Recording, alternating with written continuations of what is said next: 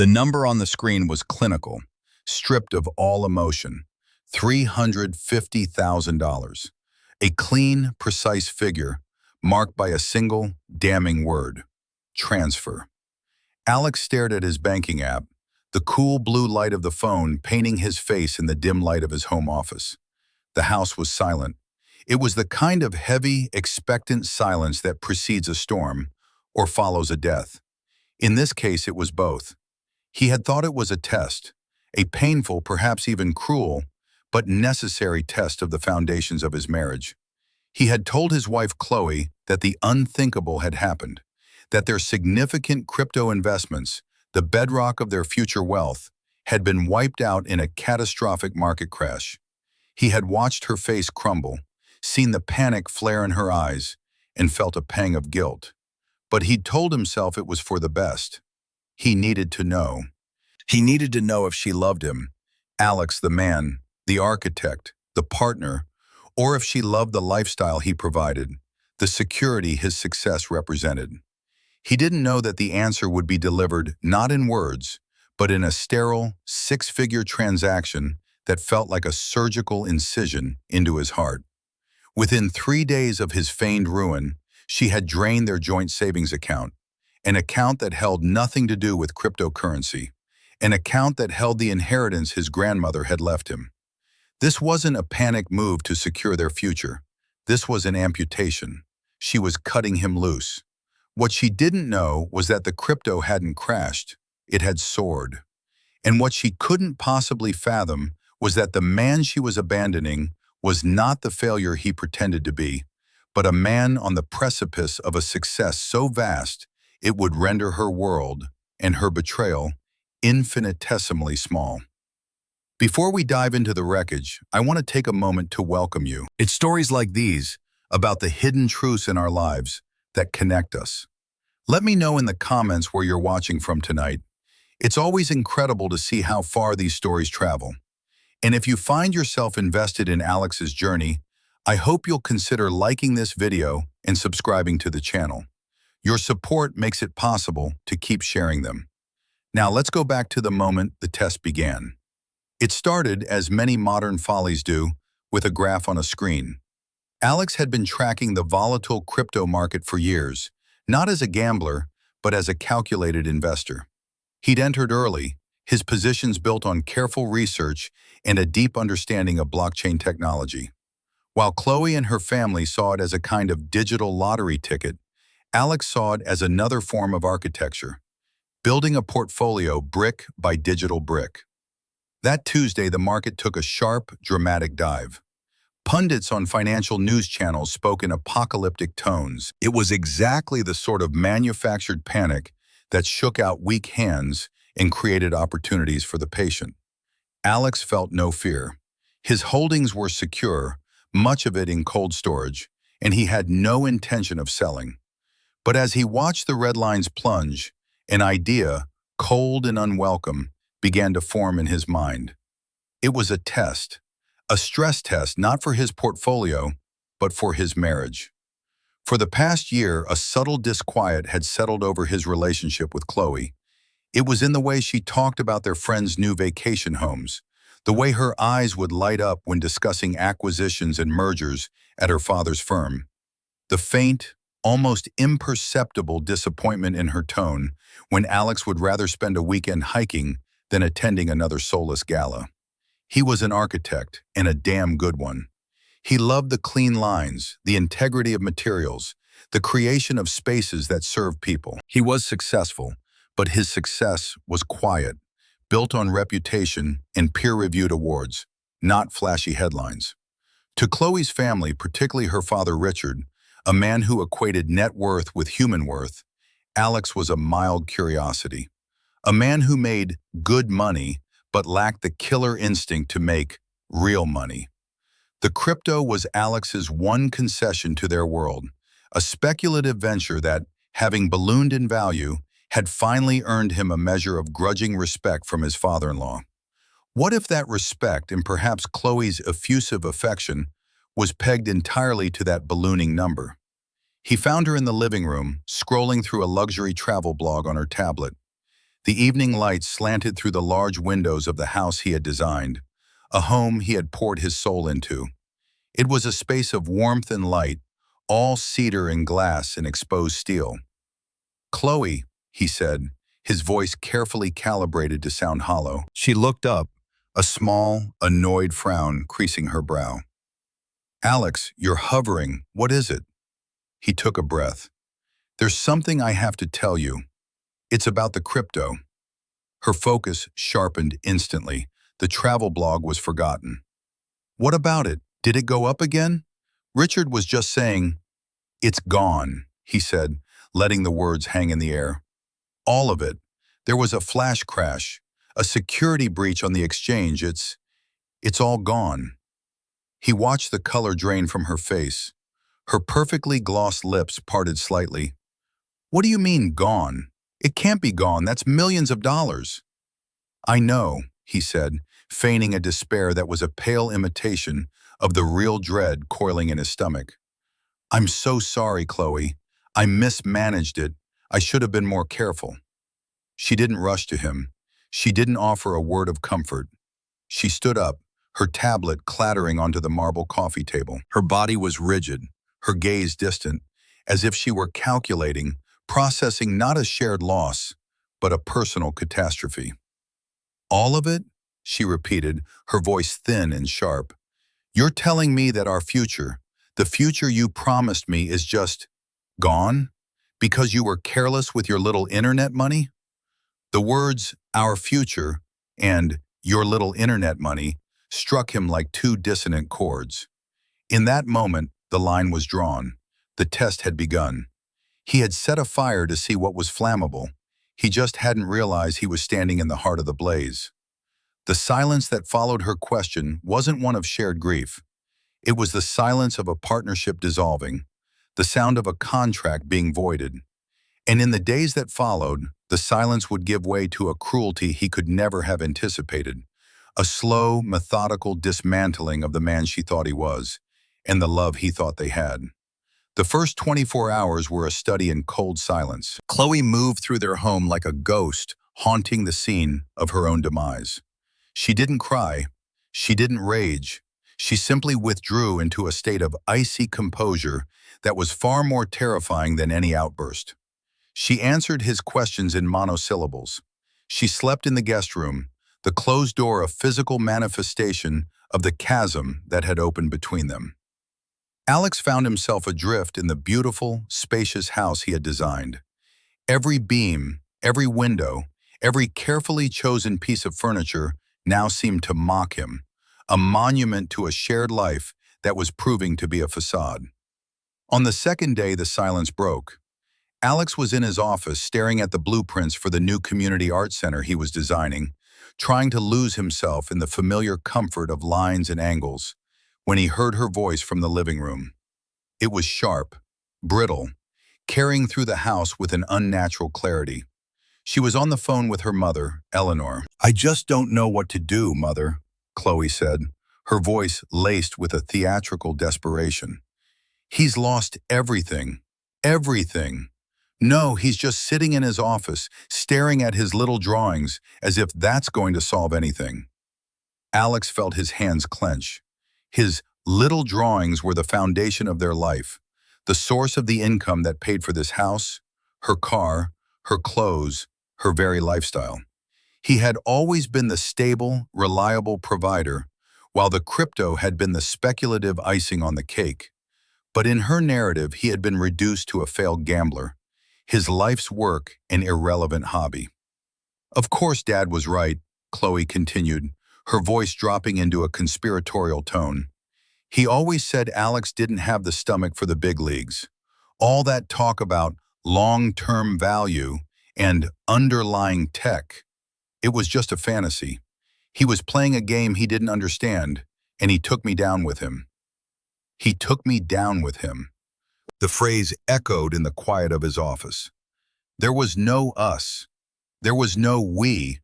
There was only her, a victim tethered to his failure. He closed his eyes, a profound sadness washing over him. This was worse than he had imagined. He had expected fear, disappointment, even anger. He had not expected such swift and complete contempt. He had not expected to be so effortlessly rewritten as the villain in their story. Later that evening, she approached him. Her face was a mask of strange civility. "We need to talk about our finances, Alex." "Of course," he said, bracing himself. "We can't afford this house anymore," she stated, not as a question, but as a verdict. "We'll have to sell. And the cars. My convertible obviously has to go. We'll need to liquidate whatever assets you have left. Your architecture firm, does it have any real value? Or is it just you and a desk?"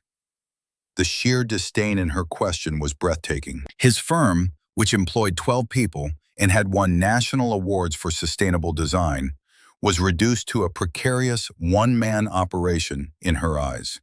The wealth he had built slowly and methodically over 15 years was now just a petty cash fund to be raided to cover the losses of a fantasy fortune. "My firm is stable, Chloe," he said, his voice dangerously quiet.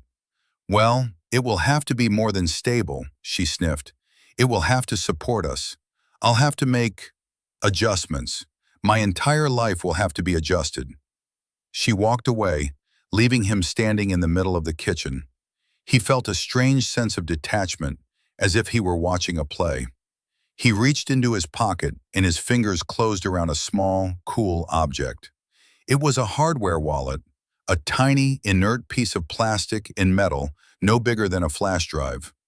On it, secure and untouched, was a digital fortune that had, in the last 48 hours, not only recovered, but surged to a new, dizzying height. The irony was a physical weight in his hand. This tiny object held the power to end this charade in an instant, to restore his status in her eyes, to make the contempt vanish and the fawning affection return. But he knew he couldn't use it, not yet. The test wasn't over. The rot, he was beginning to realize, went deeper than he knew. To reveal the truth now would be to simply wallpaper over the cracks. He needed to see the full extent of the decay. He needed to know how far she would go. He put the wallet back in his pocket. It felt less like a key to a fortune and more like the pin of a grenade. He was beginning to wonder what would happen when he finally decided to pull it. The next morning, he would get his answer, not in words, but in the cold, hard numbers of a bank transaction that would change everything forever. The email notification arrived at 9:17 a.m. It was from his bank, a standard alert he had set up years ago for any transaction over $5,000. He almost dismissed it, assuming it was a scheduled payment for one of his firm's contractors. But the subject line caught his eye: large withdrawal notification. He opened it. His heart, which had been beating with a slow, mournful rhythm for 2 days, began to hammer against his ribs. The transfer had been initiated by Chloe, a feature of their joint savings account he had never thought twice about. The amount was precise: $350,000. It was almost the entire balance of the account. Alex felt the air leave his lungs. This wasn't a panicked withdrawal of a few thousand for necessities. This was a liquidation. This was an exit strategy. But it was the source of the funds that truly broke him. This wasn't a miscellaneous savings account. This was the money his grandmother, a woman who had raised him after his parents died, had left him. It was the nest egg she had painstakingly built over a lifetime of teaching, a legacy of love and sacrifice he had kept separate from his other investments. Chloe knew exactly what that money meant to him. He had told her the stories. He had shown her the faded photograph of his grandmother that he kept on his desk. She knew it was sacred, and she had taken it. He walked out of his office and found her in the bedroom, packing a suitcase. Not a large one, but a sleek, expensive weekender. Her movements were efficient, her expression unreadable. "Where are you going?" he asked, his voice hoarse. "To my parents' house," she said, not looking at him. "I need some space. To think." "To think?" he repeated, the words tasting like ash. "Or to count?" She finally froze, her hand hovering over a silk blouse.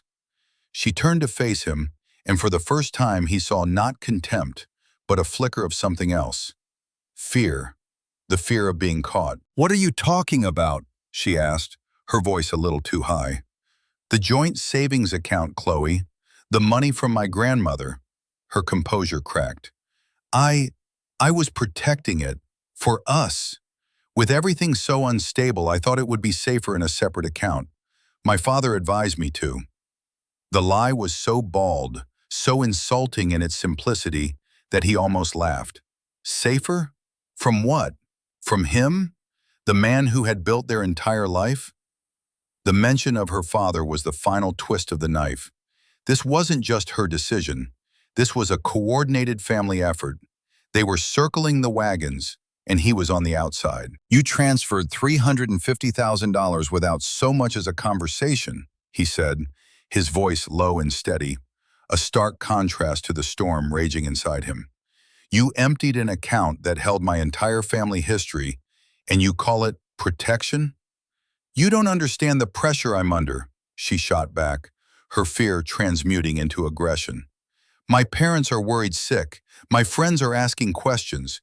You've humiliated me, Alex. This is your fault." It was a masterclass in deflection.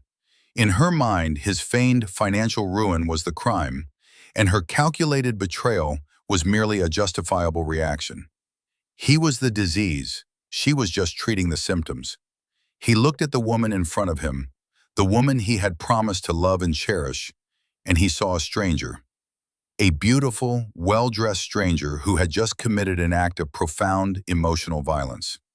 The test was over. The results were in, and they were devastating. He didn't tell her he knew the money was in a private account under her name alone. His banking app showed that much. He didn't tell her that the crypto was safe. He didn't tell her anything. He just nodded slowly. "You're right," he said, the words feeling foreign in his mouth. "You should go to your parents, get some space." A wave of relief washed over her face. She had gotten away with it. She thought he was a beaten man, too broken to even fight back. She zipped her suitcase with a brisk, final sound. "I'll call you," she said, the promise as empty as the savings account. He watched her walk out of their bedroom, out of their house, and he now knew, out of his life. The front door clicked shut, and the silence that descended was different. It was no longer heavy with unspoken tension. It was clean. It was absolute. It was the silence of a space that has been cleared, ready for demolition. He stood alone in the house he had built, a house that was no longer a home. The destruction was complete. Now it was time to plan the reconstruction. The invitation came via a curt text message from Chloe 3 days later. "Dinner at my parents' house tomorrow, 7 p.m. Dad wants to talk to you." It wasn't a request, it was a summons. Alex knew exactly what this was. It was the next stage of his public shaming, a formal tribunal where his failure would be dissected and his future, as they saw it, would be dictated. A part of him wanted to refuse, to cut off all contact and let the lawyers handle it. But a stronger, colder part of him knew he had to go. He had to see this through to the end. He needed to witness the full depth of their arrogance, to gather every last piece of evidence for the case he was building, not in a court of law, but in the court of his own conscience. He spent the next day not in despair, but in quiet, methodical preparation. He contacted his lawyer, Samuel Vance, a shrewd, silver-haired man who had handled his firm's contracts for years. Samuel was old school, a man who valued integrity above all else. Alex laid out the entire situation in a calm, dispassionate voice. The feigned crypto crash, Chloe's reaction, the emptied bank account, the summons to her parents' house. Samuel listened without interruption, his steepled fingers resting on his chin. When Alex finished, he was silent for a long moment. "Alexander," he said finally, his voice a low rumble, "you have been many things in the years I've known you. An artist, a businessman, a leader, but I have never known you to be a fool. This test, it has revealed a truth you suspected but could not prove. The question now is not what they have done, but what you will do." "I'm going there tonight," Alex said. I know, Samuel nodded. They will try to humiliate you. They will try to control you. They will offer you scraps from their table and call it generosity. Do not accept. Do not argue. Observe. Listen. Let them reveal themselves completely. Your dignity is your shield, and your silence is your sword. For now. Samuel's words solidified Alex's resolve. He spent the rest of the afternoon at his firm's office. He reviewed the final schematics for the Hamilton Tower, a revolutionary skyscraper his firm had been competing to design for the better part of a year. The project was the culmination of everything he had ever worked for. The final decision from the international consortium was due any day. It was a secret he had kept close to his chest, wanting to surprise Chloe with the news. The thought was now a bitter irony. He printed out a single, unadorned document, the project's cover sheet, with his firm's name listed as the lead architect. He folded it and placed it in the inside pocket of his jacket, a silent testament to a truth they couldn't see. That evening, he drove his modest sedan, not the luxury sports car he kept for weekend drives, to their palatial home in the most exclusive suburb of the city. As he pulled up the long, manicured driveway, he could see them through the vast, plate glass windows of the living room. Chloe, her father Richard, and her mother Eleanor, arranged like a royal family holding court. He rang the bell. The door was opened by Richard himself. He was a large man, softened by wealth, with a patronizing smile that never quite reached his eyes. "Alex, good of you to come," he said, clapping him on the shoulder with a gesture that was meant to seem avuncular, but felt like an assertion of dominance. "Tough times, I hear. Tough times." He was led into the living room. The air was thick with the scent of expensive perfume and self-satisfaction. Eleanor, draped in cashmere, gave him a look of profound pity. "Alexander, it's so brave of you to show your face." Chloe stood by the fireplace, a glass of white wine in her hand. She wouldn't meet his gaze. She was a silent, complicit party to his own character assassination. They sat down for dinner in a dining room that could have seated 20. The conversation was a masterclass in condescension. Richard talked at length about a recent business deal, peppering his monologue with financial jargon designed to highlight Alex's perceived incompetence. Eleanor lamented how one of their friends had to downsize to a 5,000 square foot summer home, a pointed jab at Alex and Chloe's impending need to sell their house. Alex ate his food, his expression calm and unreadable. He answered their veiled questions with simple, direct statements. He did not apologize. He did not make excuses. He simply existed, a quiet, immovable object in the face of their tidal wave of scorn. Finally, after dessert, Richard leaned back in his chair, the picture of magnanimity. "All right, Alex, let's talk about your future, or what's left of it." He cleared his throat. "Obviously, the architecture thing is, well, it's a nice hobby, but it's not going to support my daughter in the manner to which she is accustomed. I've had a word with my HR department. I can offer you a position in the logistics department at my company. It's entry level, of course. You'll be managing shipping manifests, but it's a steady paycheck. It'll give you a chance to get back on your feet, to learn how real business works." The offer hung in the air, exquisitely insulting. He was being offered a menial job, a handout designed to indebt him, to make him a permanent fixture in Richard's orbit of power. It was a leash. Alex placed his napkin on the table. He looked at Richard, then at Eleanor, and finally at Chloe, who was staring at her plate, her shame a palpable presence. He felt the crisp edge of the folded paper in his jacket pocket. He thought of Samuel's words, "Your dignity is your shield." "Richard," Alex said, his voice even and clear, "I appreciate the offer. It's very generous, but I have to decline." Richard's face darkened. He was not used to being refused. "Decline? Don't be a fool, boy. This is a lifeline." "I'm an architect," Alex said simply. "That is what I do. It is who I am. I will not be managing shipping manifests." He stood up. "Thank you for dinner." Chloe, I'll see you at home when you're ready to pick up the rest of your things. He walked out of the dining room, leaving a stunned, furious silence in his wake.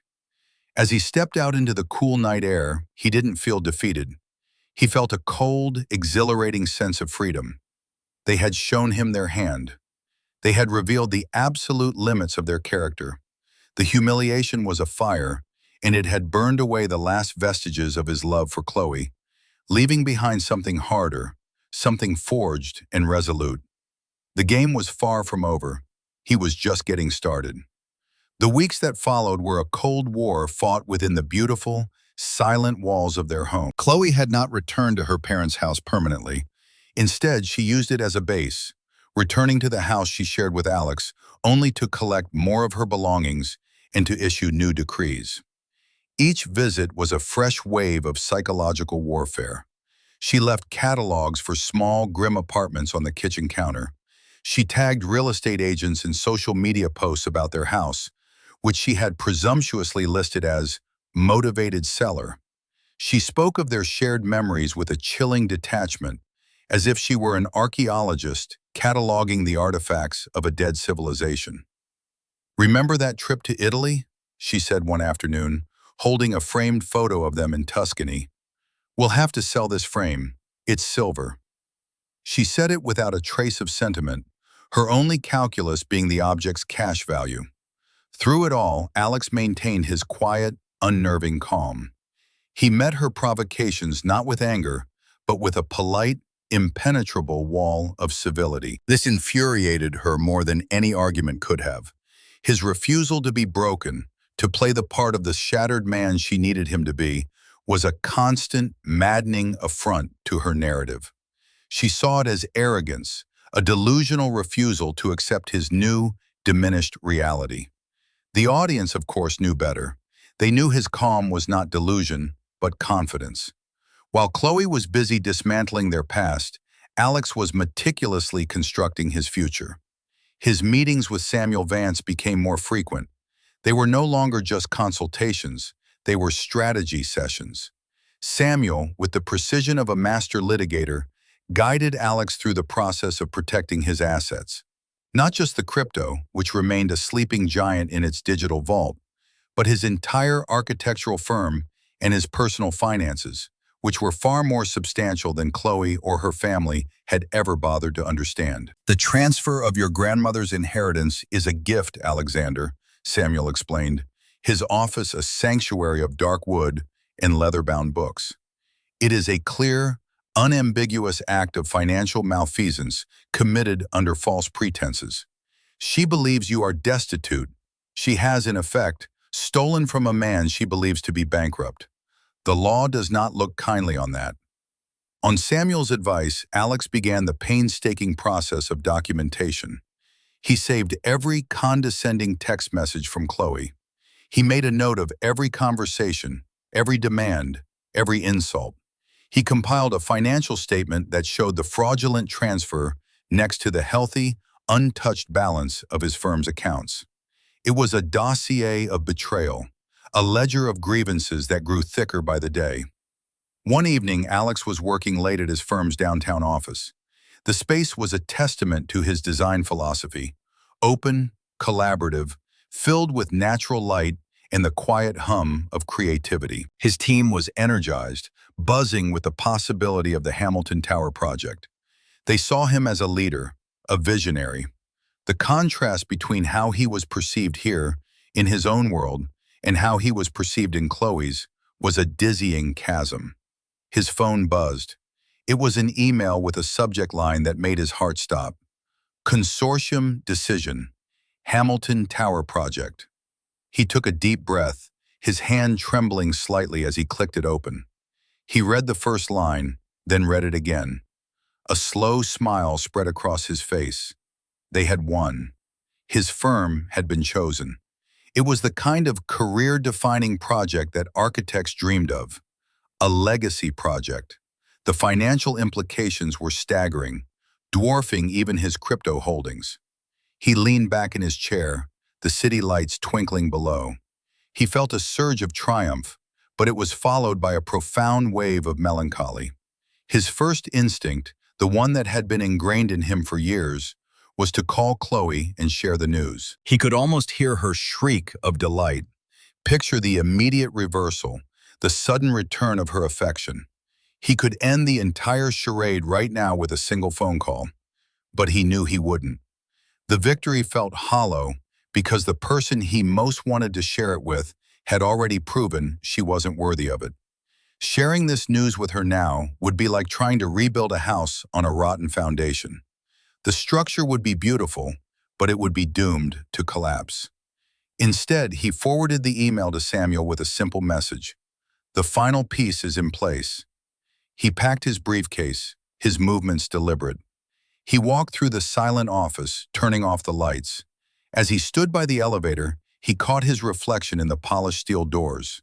He saw a man who looked tired but not defeated. A man who had been stripped of his illusions, who had walked through the fire of humiliation and emerged not unscathed, but tempered. The next day, Chloe came to the house with the final piece of her own strategy. She placed a thick, leather-bound folder on the polished concrete island in the kitchen. "My father's lawyers drew this up," she said, her tone businesslike. "It's a post-nuptial agreement. It just formalizes our separation of assets, given the new circumstances." Alex opened the folder. The legalese was dense, but the intent was crystal clear. It was a document of total surrender. It cited his gross financial negligence and reckless speculation as the primary cause for the irretrievable breakdown of the marriage. It stipulated that he would cede all rights to their primary residence, the house he had designed and paid for. It assigned him the debt of the crypto loss and relinquished his claim on any of her assets, including, he noted with a grim smile, her newly established private savings. It was a document designed to strip him bare, to leave him with nothing but the blame. He looked up from the papers and met her eyes. She stood there, defiant, waiting for him to break, to protest, to finally show the weakness she so desperately needed to see. He did none of those things. He closed the folder gently.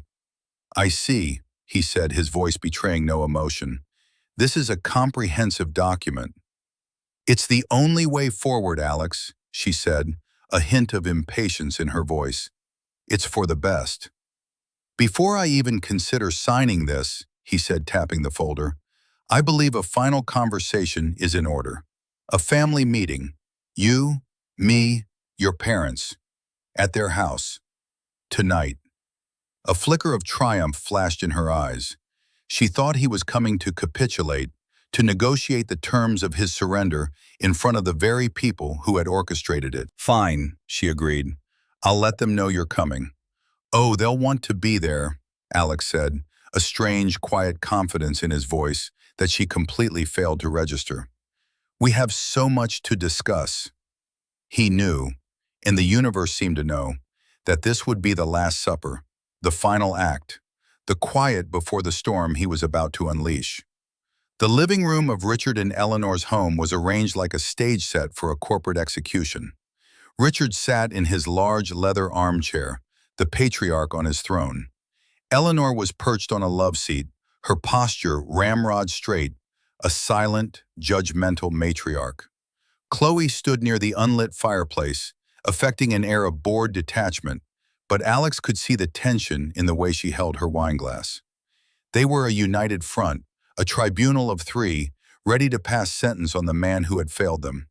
They were radiating an aura of smug certainty. The prodigal son-in-law was returning, tail between his legs, to accept their terms. Alex arrived precisely at 8 o'clock. He was not dressed in the somber, defeated attire they expected. He wore a perfectly tailored dark gray suit, a crisp white shirt, and no tie. He looked not like a man coming to beg, but like a man coming to close a deal. He carried a slim, elegant briefcase made of dark leather, which he placed on the massive oak coffee table with a soft, definitive click. The sound seemed to suck the air out of the room for a moment. "Alex," Richard began, his voice oozing a false heartiness. "Glad you came to your senses. Let's not drag this out. You've seen the post-nup. It's a fair deal, all things considered. It protects Chloe, and it gives you a clean break to, well, to figure things out. Alex didn't look at the post-nup Chloe had placed on the table next to his briefcase. He looked at Richard, his gaze level and direct. "Before we discuss that document, Richard," Alex began, his voice calm and measured, "I feel it's important to clear the air, to acknowledge some things that have been said, a sort of review of the record." Richard waved a dismissive hand. "There's no need for a post-mortem, son. We all know what happened." "I think there is a need," Alex countered, his voice hardening almost imperceptibly. "For instance, I remember a conversation we had 2 years ago at your club. I was showing you the preliminary designs for a new residential tower. You called them quaint and said my work lacked the ruthless ambition necessary for real success." Richard shifted uncomfortably in his chair. "I was just offering constructive criticism." Alex then turned his gaze to Eleanor. "And Eleanor, I recall you expressing your concerns to Chloe, which she then shared with me, that she was marrying potential instead of proven success. You were worried my career was too artistic, not lucrative enough to provide the life you wanted for your daughter." Eleanor clutched the pearls at her neck. "I only ever wanted what was best for Chloe." Finally, his eyes landed on his wife. "And Chloe, just last month before all of this, we were discussing a vacation. You told me, and I quote, 'Your love is wonderful, Alex, but it doesn't pay for a suite at the Georges V in Paris.' And then 3 weeks ago, you looked me in the eye and told me my life's work was a little drawing that couldn't solve our problems." Chloe flushed, a deep, angry red. "This is ridiculous. What is the point of dredging all this up? You failed. You lost our money. We are here to deal with the consequences of your actions." "Precisely," Alex said, his voice dropping into a quiet intensity that commanded their attention. "We are here to talk about consequences." He reached for his briefcase, the clicks of the latches echoing in the tense silence.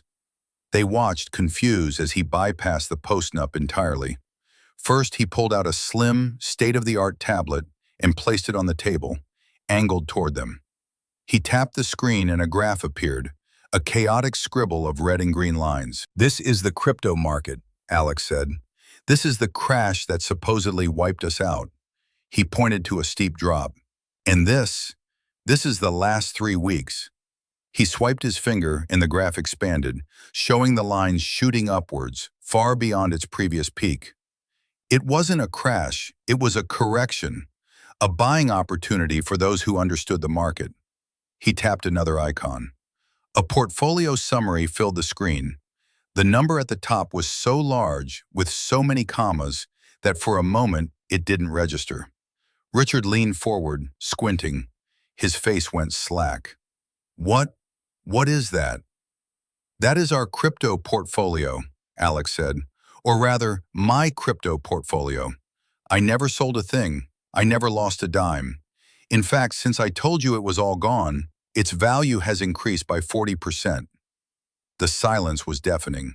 Chloe stared at the number on the screen, her face a mask of disbelief. The foundation of their condescension, the central pillar of his failure, had just been vaporized. "But you said," Chloe stammered. "I said it was gone," Alex confirmed. "I wanted to see what would happen. I wanted to see who I was married to when the promise of wealth was removed." He let that statement hang in the air, a devastating indictment. But he wasn't finished. The revelation was just beginning. He reached back into the briefcase. The real storm was about to break. The shock in the room was a physical thing. It was in the way Richard sagged back into his armchair, his bravado gone, replaced by a stunned, calculating confusion. It was in the pale, bloodless quality of Eleanor's face, her mask of pity shattered. And it was in Chloe, who was staring at the tablet as if it were an alien artifact, her mind frantically trying to reconcile the number on the screen with the broken man she thought she had left behind. "So, you lied," Chloe whispered, the accusation weak, desperate. "I conducted an experiment," Alex corrected her, his voice devoid of emotion. A stress test. You do them in architecture all the time. You apply pressure to a structure to see where the weaknesses are before you build on it. Our marriage, it seems, failed the test. He then reached back into his briefcase and pulled out a single sheet of paper. It was a bank statement. He laid it flat on the table next to the tablet. "But the crypto isn't what I'm most interested in tonight," he said, his gaze locking onto Chloe's. "I'm more interested in this." He tapped the paper. "This is a statement from our joint savings account, the one my grandmother funded.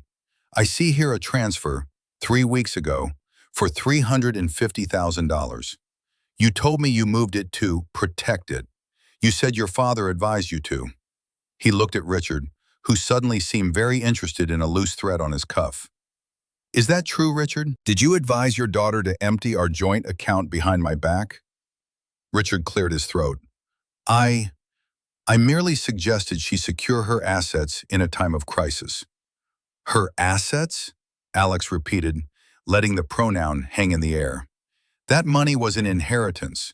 It was my only tangible connection to the woman who raised me. And Chloe, you didn't move it to a safer joint account, did you? You moved it to a new private account, in your name only. I have the account number right here." Chloe flinched as if struck. The lie had been so easily, so clinically exposed. The narrative of the protective, panicked wife evaporated, leaving behind the stark, ugly truth of a common thief. "Alex, I can explain," she started, her voice pleading. "I was scared. I wasn't thinking clearly." "Oh, I think you were thinking with perfect clarity," Alex said, his voice cutting through her excuses. "You saw a sinking ship, and you secured the most valuable lifeboat for yourself. You didn't just abandon me. You looted the wreckage on your way out." He paused, letting the weight of his words settle. The power dynamic in the room had not just shifted, it had been completely inverted. The tribunal was now in the dock, and he was the judge, jury, and executioner. "But we're not done," he said, his voice dropping even lower. He reached into his briefcase one last time. He pulled out a thick, bound document. It was not a legal filing. It was a design proposal. On the cover, in elegant, minimalist font, were the words, "The Hamilton Tower," and below it, his firm's name. He slid it across the table toward Richard. "You might find this interesting, Richard. You called my work quaint and lacking ambition. This is the Hamilton Tower, the largest and most technically advanced skyscraper being built in this country for the next decade. My quaint little firm beat out 3 of the biggest international conglomerates to win the design and oversight contract. The official announcement is tomorrow morning." Richard picked up the proposal as if it were radioactive. He flipped through the pages, his eyes wide with disbelief. He knew the project. Every major developer in the country knew the project. It was a legacy maker. He had publicly dismissed it as a pipe dream. And Alex, the man he had just offered a job managing shipping manifests, was the mind behind it. Alex stood up. He was no longer the defendant. He was a titan. "You see, you all made a fundamental error in judgment. You assessed my worth based on a volatile number on a screen. You looked at my quiet success and saw weakness. You looked at my integrity and saw a lack of ambition." He looked directly at Chloe, his eyes holding a universe of disappointment. "You had a diamond, and you threw it away because you were angry it wasn't a stock certificate. The money you stole wasn't just money, it was my grandmother's belief in me. It was the one thing I thought was sacred. You didn't just break my trust, you desecrated a memory." He picked up his briefcase. The post-nuptial agreement still lay on the table, a pathetic relic from a reality that no longer existed. "My lawyer, Samuel Vance, will be in touch tomorrow to begin divorce proceedings," he announced to the silent room. "The grounds will be financial fraud and desertion. That $350,000 you stole, Chloe, you will be paying it back, with interest." He walked towards the door, leaving them in the ruins of their arrogance. At the doorway, he paused and looked back at the 3 of them, frozen in a tableau of shock and dawning horror. "Enjoy your evening," he said. The door clicked shut behind him, the sound as final as a gavel strike. The immediate aftermath was a symphony of desperation. Before Alex had even reached the end of their long driveway, his phone began to ring. It was Chloe. He ignored it. It rang again and again. Then came the texts, a frantic cascade of digital pleas. "Alex, please pick up. We need to talk. I made a terrible mistake. I was scared. It wasn't me. It was my father's advice. I love you. I've always loved you. The money doesn't matter. Please don't do this. Don't throw away our marriage over a misunderstanding." Each message was a new, more desperate attempt to rewrite the past 3 weeks. The betrayal was now a mistake. The calculated theft was a misunderstanding. Her contempt was an aberration brought on by fear.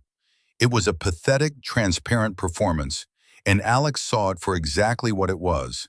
Not a plea for forgiveness, but a desperate bid to get back on the winning team. He turned his phone to silent.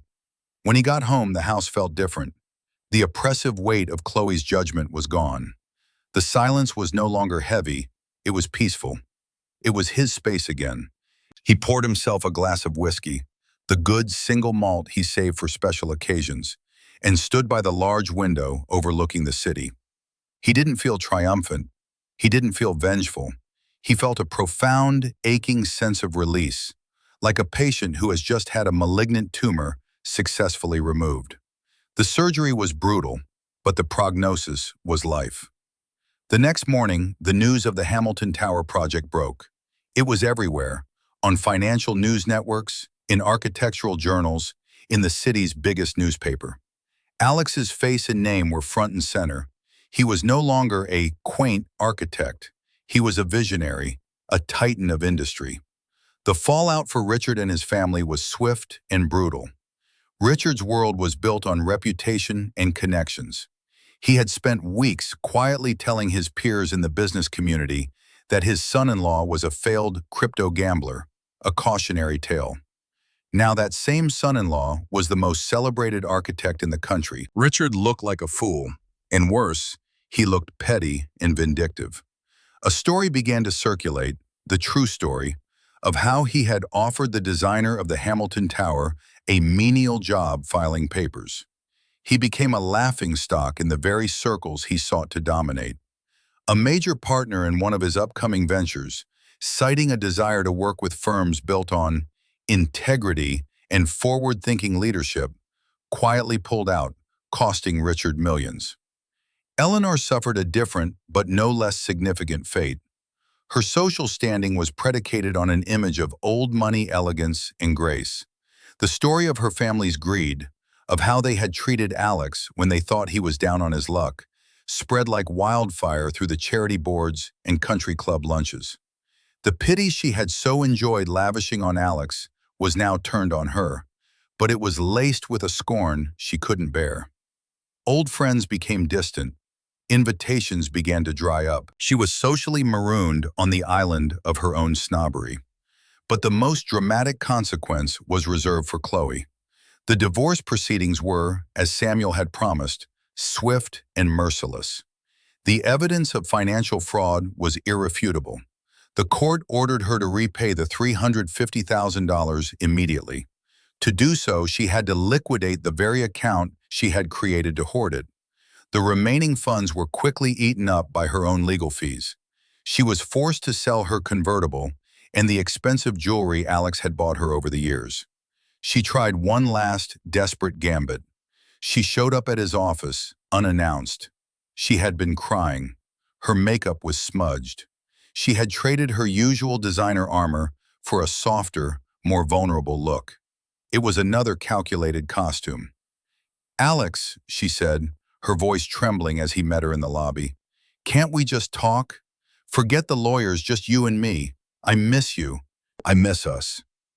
Alex looked at her, and for a fleeting moment, he felt a pang of the old affection.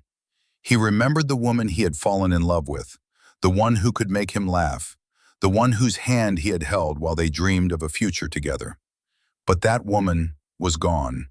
or perhaps had never truly existed.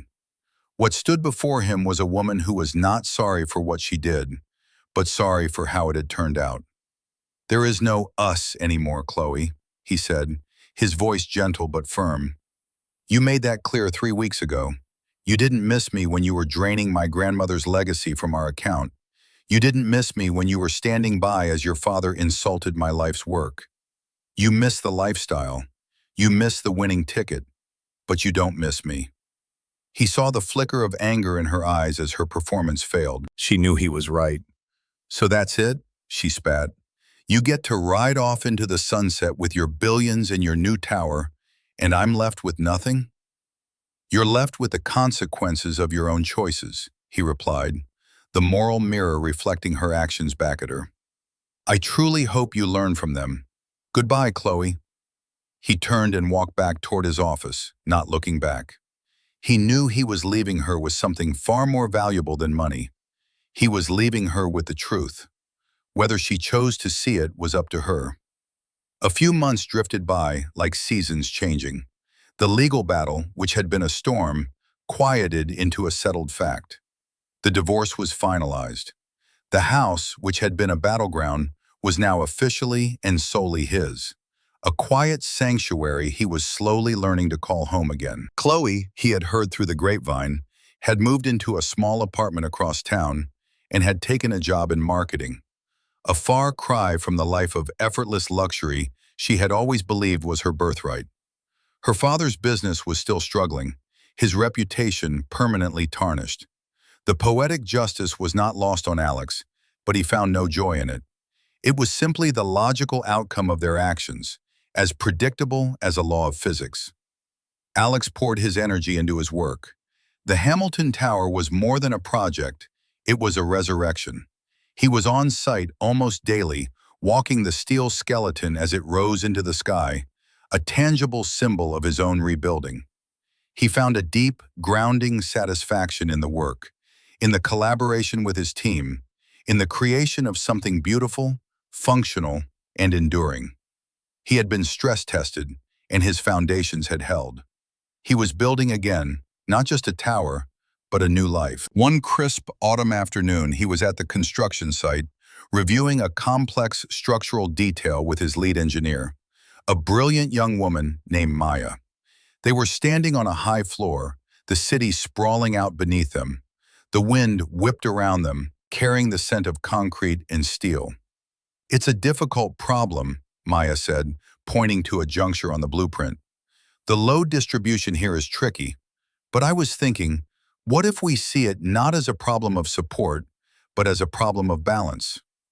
Alex looked at her, then back at the blueprint. Her insight was sharp, reframing the entire issue. It wasn't just about strength, it was about equilibrium. "That's it," he said, a slow smile spreading across his face. "That's exactly it. It's not about resisting the force, it's about redirecting it.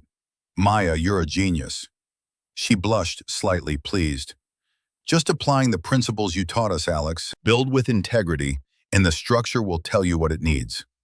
They stood there for a moment in comfortable silence, looking out at the view. The sun was beginning to set, painting the sky in hues of orange and purple. It was beautiful. For the first time in a long time, Alex felt a sense of peace that was not just the absence of conflict, but the presence of genuine contentment. He realized the pain of the last few months had given him an invaluable gift: clarity. He had been forced to distinguish between conditional affection and real connection, between the architecture of a lifestyle and the foundation of a life. His relationship with Chloe had been built on a portfolio, not a partnership. Its value was speculative, pegged to an external market of wealth and status. When the market crashed, or appeared to, the entire structure had collapsed. What he was building now, in his work and in his own heart, was different. It was being built with integrity. It was designed to last. Later that week, he received a letter. It was handwritten on simple, inexpensive stationery. It was from Chloe. He almost threw it away, but something made him open it. "Alex," it began, "I don't expect you to reply to this. I'm not writing to ask for anything. I'm writing because I have been doing a lot of thinking. You were right. About everything. I didn't love you. I loved what you could give me. I was so terrified of not having enough that I couldn't see I already had everything. I confused value with price. I don't know if I can ever change, but I know that I was the one who was bankrupt, not you. I am sorry. Not because I got caught, but because I was the kind of person who could do what I did. I hope one day you can be happy, Chloe. He read the letter twice. There was no performance in it, no manipulation. It was the simple, painful truth. It was the sound of a person finally hitting rock bottom and looking up. He felt a flicker not of love, but of compassion. He hoped she would find her way. He folded the letter and put it away. It was a final, quiet closing of a door. He had walked through the fire and emerged whole. The scars were there, a reminder of the heat, but they were not disfiguring. They were a map of where he had been and a lesson in what to avoid on the road ahead.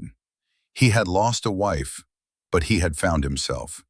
And as he looked out at the rising silhouette of the Hamilton Tower, a testament to integrity and vision, he knew, with a certainty that settled deep in his bones, that the best was yet to be built. The journey from frustration to vindication, and finally to wisdom, is often a solitary one. Alex's story is a powerful reminder that true worth is not something that can be displayed, but something that must be built, piece by piece, within ourselves.